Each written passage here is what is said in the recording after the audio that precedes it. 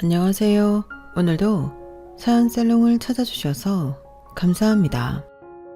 저는 결혼하고 2년 만에 사기꾼 시어머니 때문에 이혼한 30대 여성입니다. 이혼은 소송을 통해서 했고요. 걸린 기간만 따져보면 1년이 조금 안 되는 것 같은데 심리상 한 4, 5년은 걸린 기분이더라고요. 그만큼 심적으로 많이 힘들고 스트레스가 이만저만이 아니었는데 지금은 제가 원하는 대로 승소하고 또다시 제 정상적이고 지극히 상식적인 제 삶을 되찾아 기쁜 마음으로 지내고 있어요. 그러면서 사람이 행복하고 불행한 건 다 마음가짐에 따라서 좌지우지 된다는 걸 새삼 깨달았는데요. 결혼 전에는 제가 행복한지 모르고 살았더라고요. 남들은 연애도 잘하고 결혼도 해서 잘 사는 것 같은데 나는 뭐가 못나 매일 혼자서 청승을 떨고 있나 그런 생각을 많이 했거든요. 하지만 이혼 후 제가 느끼는 결혼 이전의 삶은 할 수만 있다면 시간을 되돌려 돌아가고 싶은 완벽한 인생이었는데 지금은 비록 이혼녀가 되어 돌아왔지만 그 어느 때보다 제 삶에 만족하고 또 감사하며 지내고 있어요. 그리고 이런 제 이야기를 혹여 외롭다고 누구든 만나 의지하고 결혼하고 싶은 여성분이 있다면 말려보고 싶은 마음에 사연을 신청하게 되었는데 겸사겸사 제가 겪었던 황당하고 어이없던 사연을 소개해볼까 합니다. 단도직입적으로 저는 사기를 당했어요. 그것도 시어머니와 남편이 작당을 하고 철저히 저를 속였는데요. 그때도 그렇지만 시간이 흐른 지금도 그날의 기억을 떠올리면 그저 황당하기만 합니다. 어디 사기칠 사람이 없어서 며느리고 와이프인 사람에게 사기를 칠 수가 있을까요? 그리고 그들은 평생 그걸 들키지 않을 자신이 있었나 본데 아무래도 저를 호락호락하게 본 것 같았어요. 제가 인상이 순하게 생겼다는 소리를 자주 듣거든요. 하지만 반전으로 성격은 그다지 순한 편은 아닌데 전 남편은 그런 성격을 알았으면서도 그게 가능할 거라고 생각했나 보더라고요. 그래서 그때는 시어머니도 시어머니지만 남편 때문에 더 화가 났었는데 바로 이야기를 하자면 그들이 저에게 사기친 건 집이었어요. 시어머니가 저희 상견례 때 당신이 집을 해주겠다고 큰 소리를 치셨거든요. 사실 그러실 필요 없다고 저와 저희 부모님이 말리기도 했는데요.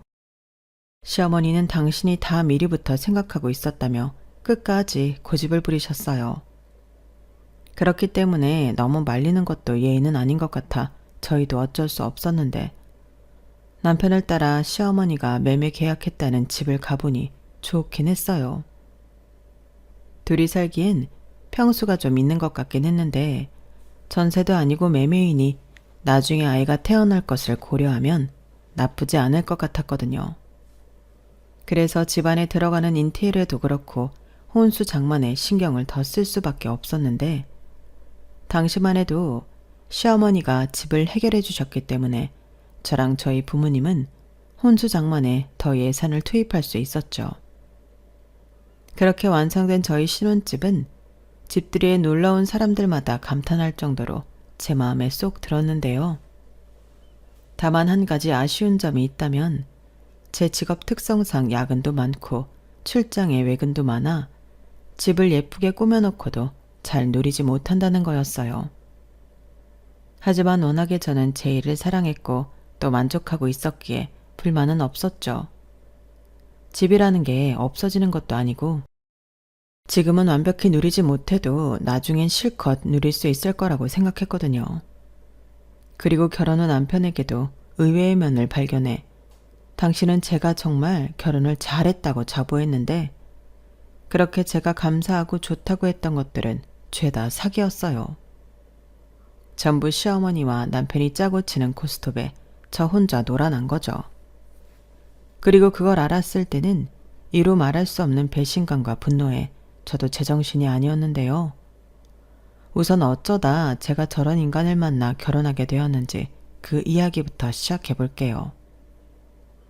저는 방송국에서 스텝으로 일을 하고 있습니다.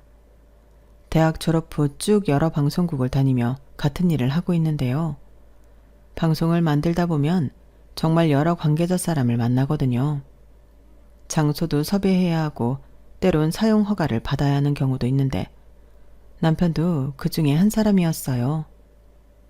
그리고 당시 남편에게 상당수 도움을 받아 일이 수월하기도 했는데 나중에 알고 보니 이 남자가 저에게 관심이 있어 신경을 써준 거더라고요. 그러면서 호시탐탐 제 마음에 들기 위해 기회를 엿보고 있었는데 그때도 제가 정신없이 바쁜 생활 탓에 그런 남편의 마음을 알아차릴 수 없었어요. 그런 마음도 시간이나 마음의 여유가 있어야 눈에 들어오고 마음에 들어오는 거죠.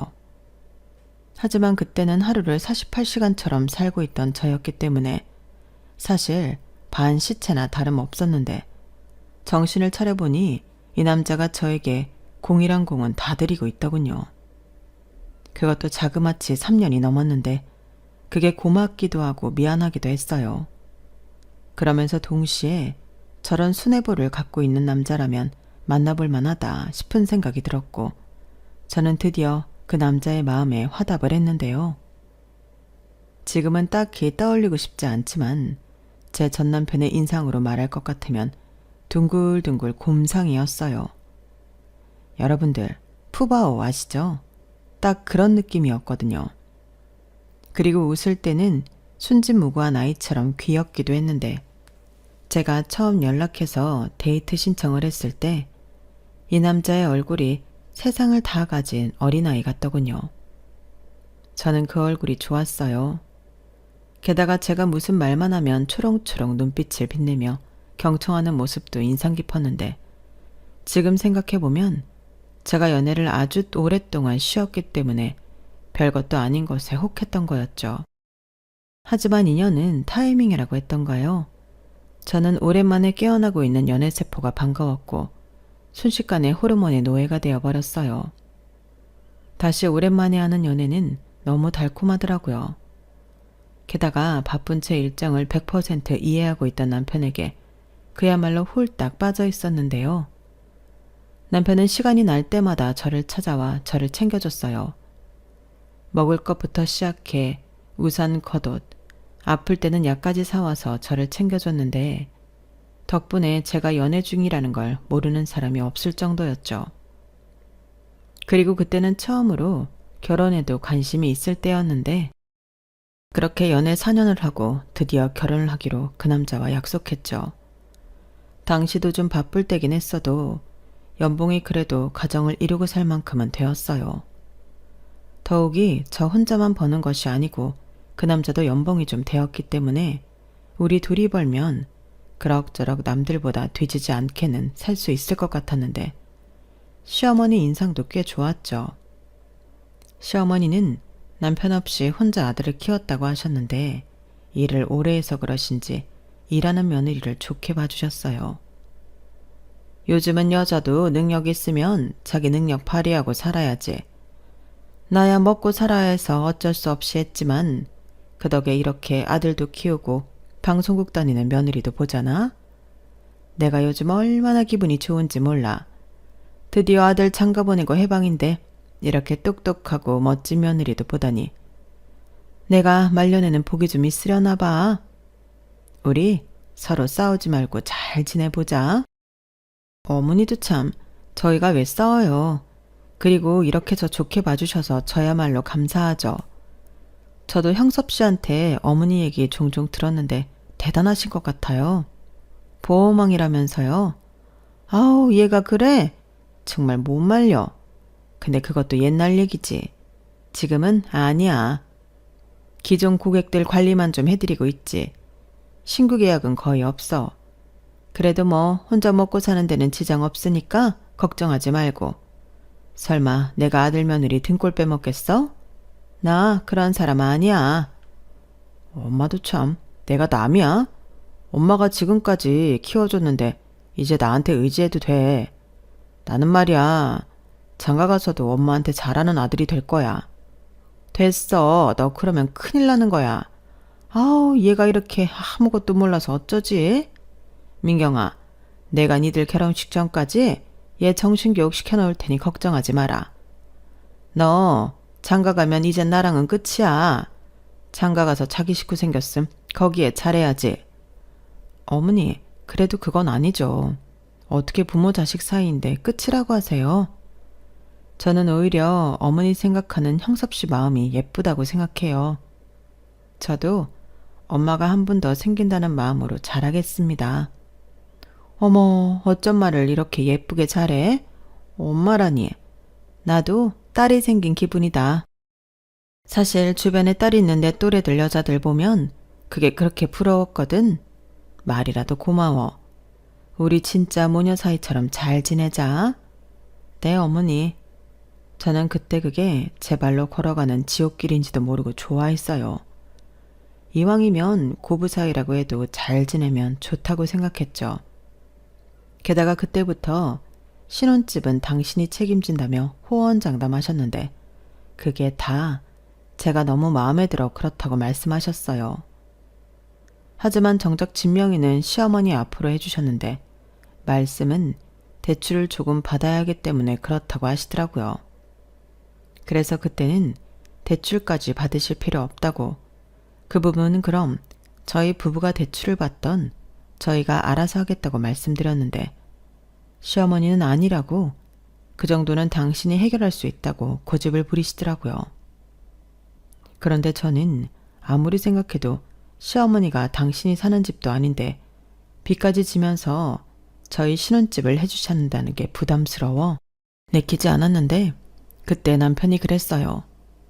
우리 엄마가 한 말도 있고 그 정도는 괜찮을 거야.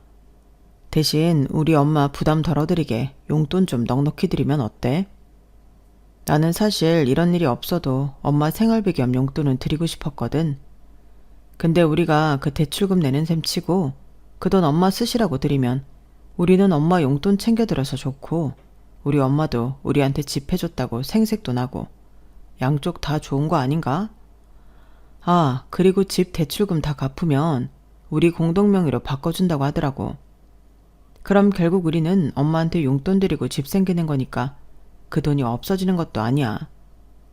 이렇게 말하는데 지금 생각하면 완전 개소리 같지만 그때는 그런가 하는 생각이 들었어요. 아무리 시어머니가 일을 하신다고 해도 남편이 저렇게까지 말하는데 용돈을 안 드릴 수는 없는 거니까요. 게다가 시어머니 하시는 일이 보험일이다 보니 수입이 들쑥날쑥이었는데 남편 말대로 넉넉히 우리가 대출금 갚는다는 생각으로 들으면 되지, 그런 생각이 들었어요. 그리고 여기서 가장 중요한 건 대출을 조금 받는다고 해서 저는 정말 조금 받는 줄 알았다는 건데요. 이게 알고 보니 계약금만 시어머니 돈이셨지 대출이 무려 90%였어요. 그때 당시 그렇게나 대출이 나오는 부동산이 있을까 싶어 아는 분께 물어보기도 했는데 신축이면 그런 방법이 있다고 하더라고요. 저는 그것도 모르고 한 1,000에서 2,000 정도 대출을 받으셨나 했는데 그때부터 저는 속아 넘어가고 있었어요. 저희는 맞벌이다 보니 한 사람이 경제권을 갖기보다 생활비와 부부 공동으로 쓰는 돈을 각자 얼마씩 들이며 생활했거든요. 그래서 생활비 100만 원, 양가 부모님 용돈으로 50만 원, 비상시 쓸 적금 50만 원, 이렇게 각자 200만 원씩 내놓고 생활했는데 그 관리는 남편이 했죠. 저보다 남편이 그런 부분에서는 더 꼼꼼했거든요. 그런데 나중에 알고 보니 그 돈이 거의 대부분 시어머니한테 들어간 돈이었고 자기 돈까지 보태서 집 대출금을 갖고 있었더군요. 저는 그걸 한참이 지난 후에나 알았어요. 그리고 뭐 제가 난 200만 원에서 전부 해결이 되었다면 문제 삼을 것도 없었는데 당연히 저희 생활비에서 빵꾸가 나 그게 슬슬 문제가 되어갔죠. 남편이 처음엔 자기 돈으로 메꾸다 야금야금 대출을 받아서 메꿨나 보더라고요. 그러니 비상시 쓸 적금 따윈 애초에 모인 적도 없었는데 여기서 시어머니 앞으로 들어간 돈만 순수하게 300만 원이었어요. 거기에 저희 친정 용돈 50만 원 드리면 나머지는 50만 원이었는데 아무리 식구가 딸랑 둘이라고 해도 턱없이 부족했죠. 그런데 이 남자가 그 부족한 생활비를 대출 예외에 또 어떤 식으로 해결했는지 아세요? 이 부분도 사실을 알았을 때 너무 소름이 끼쳤는데 그걸 알았을 때는 결혼하고 6개월이 넘었을 때였어요. 제가 결혼할 당시 진짜 바빴거든요. 결혼도 겨우 그날은 빼야 한다고 우겨서 뺐었는데 신혼여행 2박 3일 다녀오고 거의 집에는 잠만 겨우 자러 가는 그런 곳이었어요. 솔직히 집에 안 가고 대충 어디서든 자면 한두 시간이라도 더 자는데 그래도 남편 옆에서 자고 싶어서 꾸역꾸역 집에 들어갔죠. 남편이 저를 데리러 오기도 했거든요.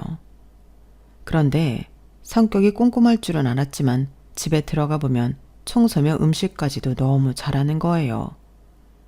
심지어 제가 먹을 밥까지 꼼꼼하게 랩핑을 해뒀는데 처음엔 그 성의가 너무 감동이라 그 음식들을 다 먹고 자곤 했어요. 하지만 이윽고 그럴 시간에 얼른 씻고 남편 품에서 자고 싶었던 저는 그 밥도 먹지 못했는데요. 그렇게 영원히 끝나지 않을 것만 같던 야근도 끝이 났어요. 그건 바로 개편이었는데요. 이걸 다행이라고 해야 하나 아니면 서운하다고 해야 하나? 개편 때문에 일이 줄었거든요. 사실 좀 쉬고 싶다는 생각도 있던 참이라 저는 내심 개편이 반가웠어요. 신혼인데 바빠서 제대로 남편이랑 좋은 시간도 즐기지 못했으니까요. 그래서 이참에 남편과 오붓한 시간도 많이 보내고 데이트다운 데이트도 할 생각에 설레이고 있었는데 그런 마음으로 그날은 일찍 집에 들어갔어요. 오늘 당장부터 남편이랑 시간을 보내고 싶어서였는데요. 제가 저희 집 현관문을 열고 들어가니 남편 옆에는 시어머니가 떡하니 앉으셔서 과일을 드시고 계셨어요. 그리고 그 두 사람은 일찍 집에 들어온 저를 마치 못 볼 걸 봤다는 듯 두 사람이 깜짝 놀랐는데 두 사람이 너무 놀라니까 저도 덩달아 놀라게 되더라고요. 그런데 시어머니 차림이 뭔가 석연치 않았는데요. 아무리 아들 집이라고 해도 누가 봐도 파자마 차림이셨어요. 시댁과 저희 집 거리가 차로 15분 정도 걸리는데 거리가 가깝긴 했거든요. 하지만 그렇다고 시어머니가 차가 있는 것도 아닌데 저 차림으로 저희 집까지 대중교통을 타고 오셨다고 생각하면 잘 이해가 가지 않았죠. 그래도 뭐 당신이 이상하게 생각하지 않아서 그 옷차림이 괜찮다고 하신다면 그것도 이해 못할 건 아니라고 생각했어요. 그땐 그저 시어머니가 파자마가 속옷도 아니고 남의 시선은 별로 신경 쓰지 않으시나 보다. 이렇게 단순하게만 생각하고 넘겼거든요. 그런데 뭔가 이상한 낌새는 그 다음부터 시작되었는데요. 아무리 남편이 꼼꼼하고 세심하다고 해도 청소며 정리가 너무 살림 구단 같은 거예요. 물론 처음에는 감탄하고 내가 남편을 잘 골랐구나 좋아했죠. 요즘은 남자 여자 할 것 없이 집안일에 재능 있는 사람들이 많잖아요. 더오기 저는 늘 밖에서 일을 많이 하던 사람으로 청소나 요리 같은 살림은 자신이 없었는데 솜씨가 빼어난 남편을 만나 저는 복받은 여자라고 생각했어요. 그런데요, 그건 순전히 제 착각이더군요. 제가 개편 후 남편과 같이 있는 시간이 많아지다 보니 그때부터 뭔가 이상한 걸 눈치챘거든요. 그렇게 치우는 것도 잘하고 정리전돈도 잘하던 남편은 저랑 있으면서 영 딴 사람이 되었는데 건조기에서 나온 빨래를 갤 때도 서랍에 있는 옷들과는 확연하게 달랐어요. 서랍에 정리된 옷들은 아주 칼각을 자랑하며 예쁘게 들어있었거든요. 하지만 제 눈 앞에서 빨래를 정리하는 남편의 손에는 영 다른 옷이 있었는데 그러고 보니 냉장고에 들어있던 반찬들도 이상했어요. 요리도 제법 잘한다고 해서 그런 줄은 알았지만 냉장고에 있는 반찬은 내공이 느껴졌는데 그 정도 의문점이 생기니 답은 바로 나오더군요. 바로 시어머니였어요. 자기야, 혹시 나 바쁠 때 우리 집에 어머님이 자주 오셨어? 어? 그걸 왜 갑자기 물어? 그냥 뭐 오다 가다 종종 왔지. 왜? 아니, 서랍에 든 옷도 그렇고 냉장고에 있는 반찬은 어머님이 하신 것 같아서. 그리고 화장실 청소도 그럼 그동안 어머님이 하신 거야? 어, 그냥 엄마가 자기 일하느라 힘든 것 같다고 자기가 한다고 해서 몇 번 했어. 근데 왜 자기는 그런 얘기 나한테 한 번도 안 했어? 전에 어머님 우리 집에 계실 때도 아무 말 안 했잖아. 그야 별로 중요하지 않으니까. 엄마도 우리 집에 올 수 있는 거고 또 온 김에 이것저것 해줄 수도 있지. 왜? 자기는 그게 싫어? 나는 오히려 자기가 좋아할 줄 알았는데. 그래, 그건 맞아. 감사하지. 근데 말이야, 서랍에 내 속옷까지 정리해 주시는 건 좀 아닌 것 같아. 난 그게 자기가 한 줄 알고 여태 아무 말 안 했는데. 그럼 그동안 계속 내 속옷을 어머님이 빨래하시고 정리까지 하셨다는 거잖아. 뭐 어때? 같은 여잔데. 그리고 자기도 궁금하면 물어보지. 왜 내가 그걸 다 했다고 생각했어? 나는 자기도 눈치껏 알 거라고 생각했는데. 그걸 말을 안 하는데 어떻게 알아? 그리고 그럴 줄 알았으면 내가 내 빨래를 그렇게 내놨겠어? 자기한테도 내가 빨래 돌릴 때 내 속옷까지 빨아달라고 하진 않았잖아. 늦게라도 내가 할 건데. 그래도 뭐 우리 엄마가 해줬으니까 좋은 거 아니야? 나는 자기가 왜 이렇게 예민하게 구는지 이해를 못하겠네. 아니, 내가 하고 싶은 말은 그럼 우리 집에 어머님이 도대체 얼마나 자주 오신 거냐고. 아무리 시어머니가 사주신 집이고 아들 집이라고 해도 매일같이 오시는 건 좀 아니잖아. 뭐가 아니라는 거야. 나는 좋기만 했는데. 왜? 그럼 나는 뭐 맨날 자기만 기다리면서 이 넓은 집에 혼자 있어? 겸사겸사 집도 가까우니까 온 거지. 엄마도 우리 집에 오는 거 좋아하고. 나는 지금 자기 반응이 진짜 이상해. 저는 저를 이해할 수 없다는 남편에게서 처음으로 답답함을 느꼈어요. 시어머니 입장에서는 가깝기도 하고 아들 집인데 바쁜 며느리 대신 수고해 주신 걸 수도 있지만 며느리 입장에서는 아무리 못하는 살림이라도 시어머니한테 보이고 싶지 않을 수 있잖아요.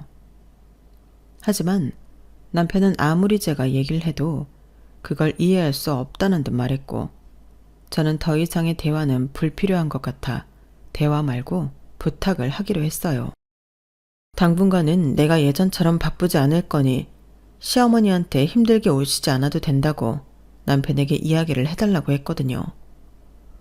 못하는 살림이라도 제가 자꾸 해봐야 늘지 않겠냐고 중간에서 오해가 생기지 않게 전달 좀 잘해달라고 했는데요. 제가 연락드릴 수도 있지만 아들이 하는 게 나을 것 같더라고요. 그리고 한동안은 남편이 얘기를 잘 했는지 시어머니가 저희 집에 오시지 않았어요. 집은 예전보다 좀 엉망이 되긴 했지만 제 마음은 전에 비하면 훨씬 편안했죠. 그런데 무슨 이유인지 남편의 얼굴은 점점 어두워졌는데요. 분명 저한테 말하지 못한 고민이 있어 보였어요. 처음엔 회사에 무슨 일이 있나 걱정이 되었죠. 그래서 슬쩍 간단한 술상과 함께 회사에 무슨 일 있냐고 물어보기도 했는데요. 남편은 아무 일도 없다고 능청스럽게 대화를 피하는 거 있죠.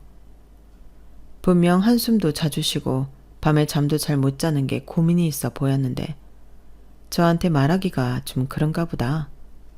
그 정도로만 생각하고 넘길 수밖에 없었어요. 그리고 일하면서 을에 겪는 일이겠거니 생각하며 지나쳤는데 그 일은 그냥 지나치면 안 되는 일이었어요. 왜냐하면 그때 남편이 하던 고민은 저랑도 아주 많이 상관 있는 일이었거든요. 게다가 그때부터는 한동안 저희 집에 뜸했던 시어머니가 주말이면 여지없이 저희 집에 출근 도장을 찍으셨는데 시어머니는 당신 이름으로 구입한 집이라 그런지 저희 집을 마치 당신의 별장인 듯 오고 싶어 하시더라고요. 솔직히 한두 번도 아니고 주말마다 불편하기 짝이 없었는데 당연하죠. 아무리 가족이라고 해도 시어머니는 저에게는 손님이잖아요. 그런데 시어머니는 제가 불편해하는 게 이상한 거라며 당당하셨는데 꼬리가 길면 잡힌다고 시어머니가 저희 집에 오셔서 저희 집이 너무 더럽다고 자기 손이 안 가서 그런 것 같다며 치우기 시작하셨어요. 그러면서 혼잣말을 하기 시작하셨는데 저희 시어머니는 혼자 계시는 시간이 많다 보니 혼잣말하는 게 습관이자 버릇이었거든요. 그런데 그때 들은 혼잣말은 기가 막혔어요. 내가 매일 와서 치울 때는 이런 얼룩 같은 것도 없었는데 이게 뭐야? 하여간 주인이 나서지 않으면 이렇게 표가 나지. 냉장고 안은 또 왜 이래? 이거 상했네. 아, 아까워라. 진짜 못 산다, 못 살아. 쟤는 왜 갑자기 집에 일찍 들어오고 난리래? 그냥 전처럼 내가 낮에 와서 실컷 입고 그럼 좀 좋아? 내 집인데 나는 오지도 못하고 이게 뭐야? 시어머니 혼잣말을 가만히 들어보니 이 집은 저희 신혼집으로 사주신 게 아니고 당신 집이라고 생각하신 거더라고요. 그리고 저희 집에 종종 왔다는 남편의 말은 거짓말이었는데 매일같이 와서 밥하고 청소하고 빨래하고 다 하신 듯 했어요. 그리고 며칠 뒤 더 놀라운 사실도 알았는데 화장대 서랍에 넣어둔 통장이며 다이어리 같은 지극히 개인적인 물건에도 손을 대신 흔적을 발견했어요. 그때는 어찌나 소름이 돋던지 너무 스트레스 받았는데 제 다이어리에는 일기 비슷한 제가 쓴 글도 있었거든요. 그래서 저는 시어머니가 오셨을 때 그것들을 꺼내 설마 이런 것도 다 보신 거냐고 좀 예민하게 따졌어요. 아니, 있길래 좀 봤는데 그게 그렇게 잘못한 거냐? 어머니, 아무리 그래도 이건 아니죠. 제가 화장대 위에 올려놓은 것도 아니고 서랍 깊숙이 넣어뒀는데 이걸 왜 꺼내서 보셨어요? 나는 정리하다가 우연히 봤어. 뭔지 몰라서 좀 보다가 네 일기인 것 같아서 보다 말았다. 그게 이렇게 발끈할 일이냐? 그럼요. 누가 서랍 깊숙이 숨겨둔 다이어리를 훔쳐갔는데 기분 좋을 사람이 어딨어요? 얘 좀 봐. 왜 말을 그렇게 하니? 그럼 애당초 거기도 네 잘못이지. 왜? 열쇠도 달아서 잠그고 다니지 그러니? 별 내용도 없더만. 나는 뭐 방송국 사람들 얘기 적혀있을까 좀 봤다. 엄마도 참 왜 그랬어? 그래도 그건 아니지. 뭐야 이놈아? 그러게 가재는 걔 편이라고 너는 네 마누라 편이라는 거지? 하여간 이래서 아들 키워봤자 소용없다고 하는 거지. 이렇게 집도 떡하니 사주는 시어머니인데 그 은혜도 모르고. 저는 순간 자존심 상하게 입이 딱 굳어버렸어요. 그러니까 이 집이 순간 제 안식처가 아닌 족쇄처럼 느껴졌는데 제가 기함할 일은 그게 끝이 아니었죠. 어느 날 집에 이상한 우편물이 날아왔는데 남편 앞으로 날아온 빛 독촉장이었어요.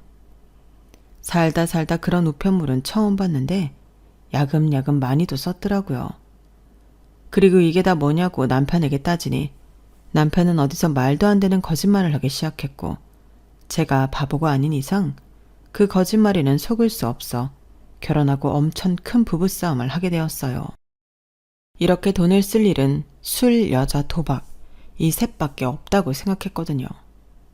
그런데 남편은 셋 다 아니라고 잡아댔고 급기야 자기도 답답하고 억울했는지 자기 입으로 비밀을 털어놓기 시작했는데요.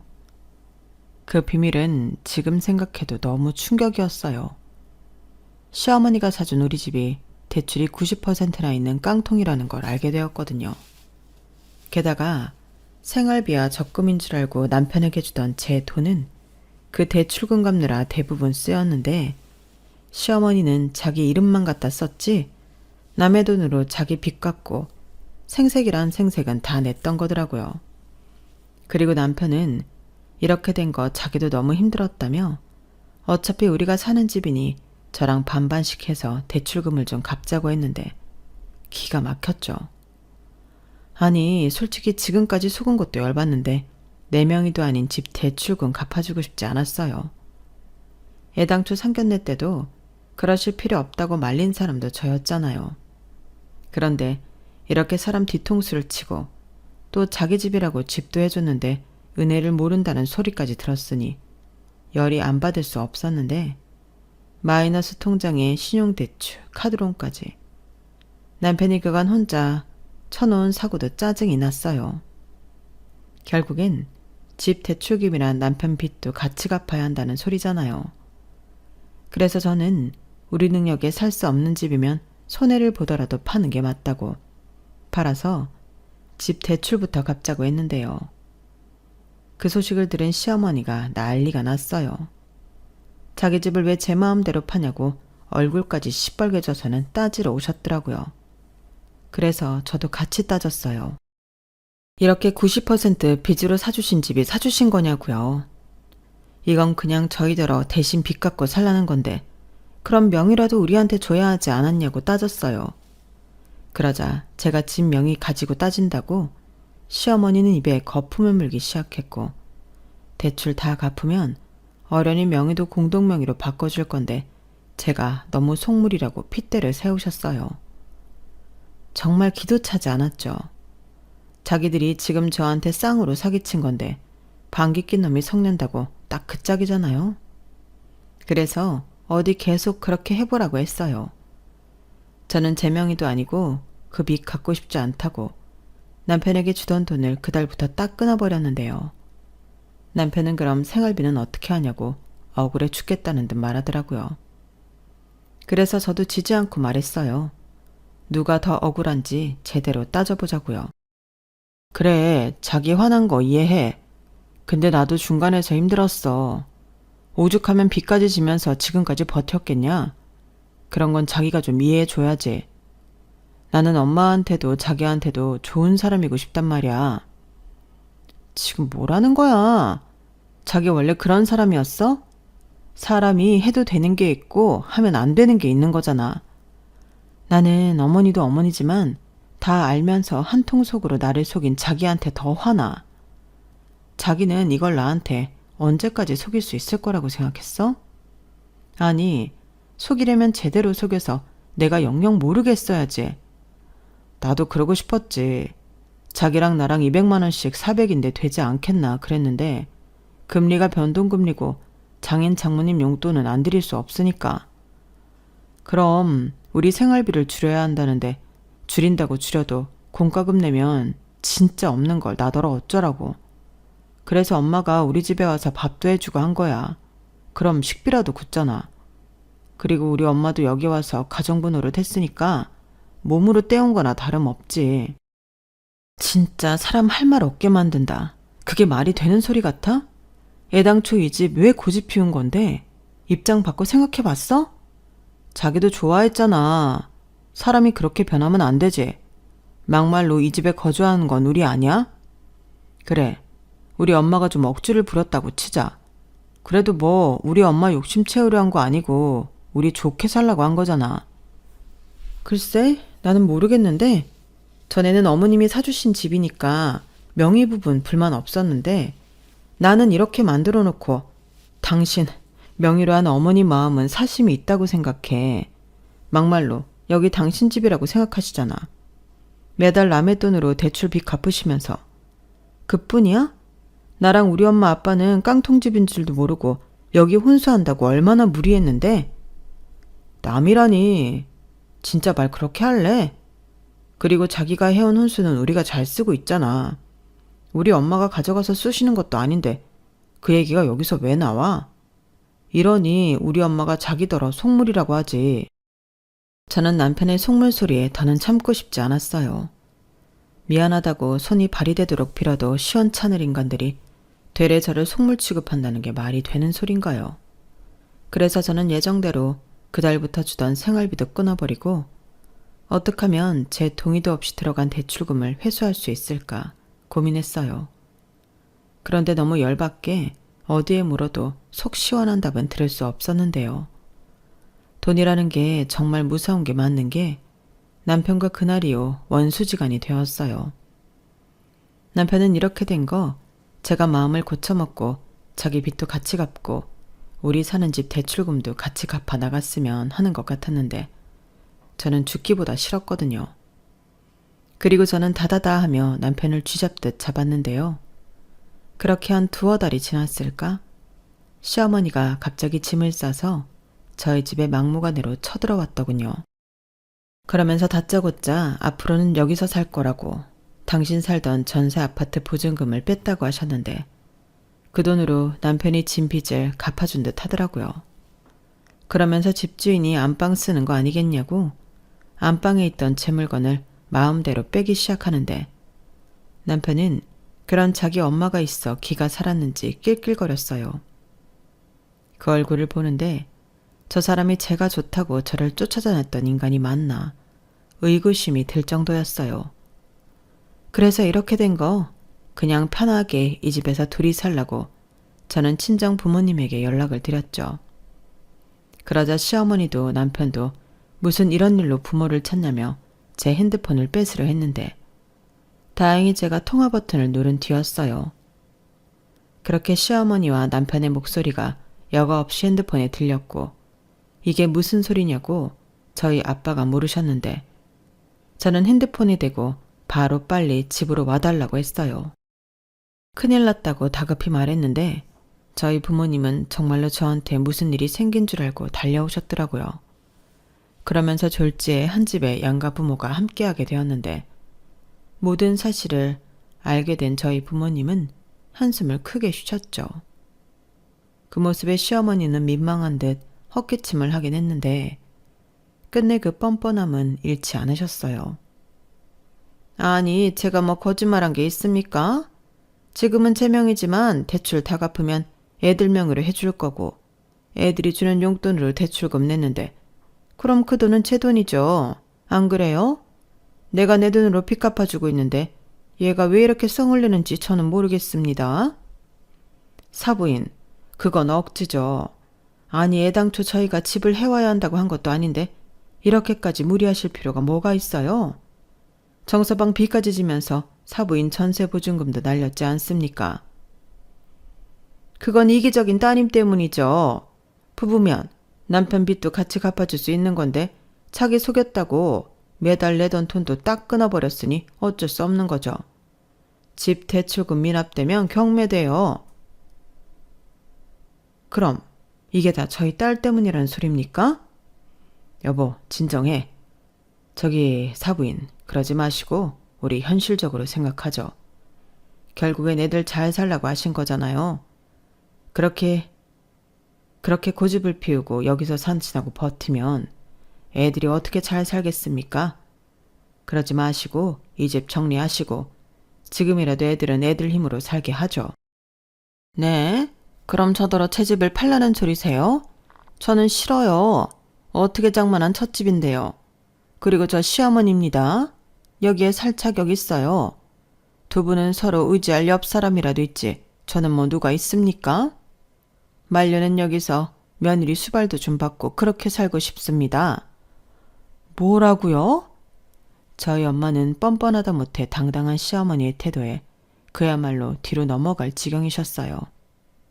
그리고 저희 아빠는 말이 통하지 않는 사람 같다며 저더러 어떻게 하고 싶냐고 그 자리에서 물으셨는데 대답은 뻔했죠. 이혼할 생각이었거든요.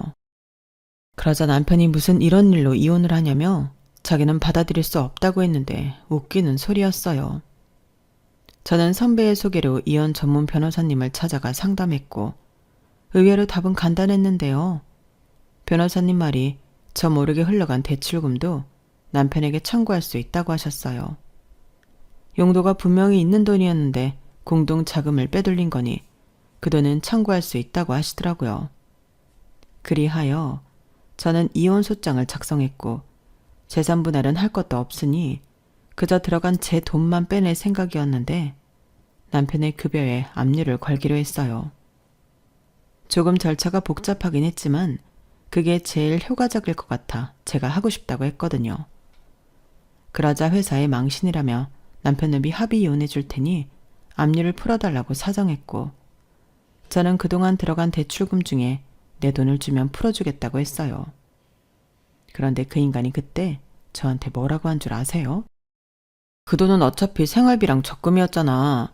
어차피 소비를 위한 돈이었다고. 그렇게 따지면 자기는 그 집에 공짜로 산 거잖아. 월세라고 생각해. 이렇게 말하는데 솔직히 고맙더군요. 5만 정 떨어지게 해줘서 그렇게 고마울 수가 없었어요. 그래서 더 인정사정 봐주고 싶지 않았는데 그 인간은 결국 회사에 퍼질 소문이 무서워서 저에게 집 대출금으로 들어간 돈의 2분의 1을 정산해서 입금해줬어요.